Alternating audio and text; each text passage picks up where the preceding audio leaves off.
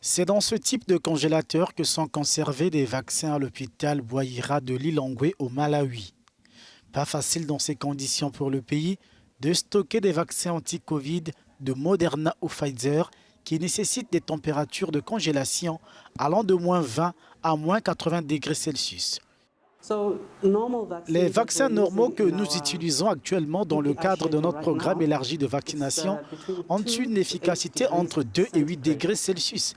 Mais comme vous l'avez peut-être constaté, les deux vaccins qui ont maintenant une efficacité de plus de 90% nécessitent une chaîne ultra froide de -20 degrés à -80. De nombreux pays n'ont pas ce genre d'équipement, c'est le cas du Malawi.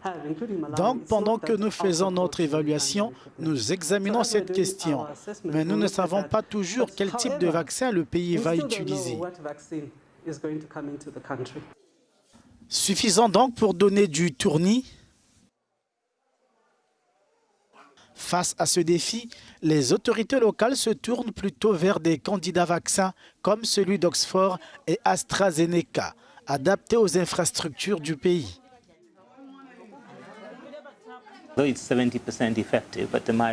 Bien qu'il soit efficace à 70%, il pourrait y avoir un agenda qui pourrait améliorer cette performance. Donc, avec le dernier candidat vaccin dont je viens de parler, en tant que pays, nous sommes prêts car notre programme de vaccination dispose déjà d'infrastructures de stockage et le Malawi est l'un des pays du continent qui obtient de bons résultats dans ce genre de programme.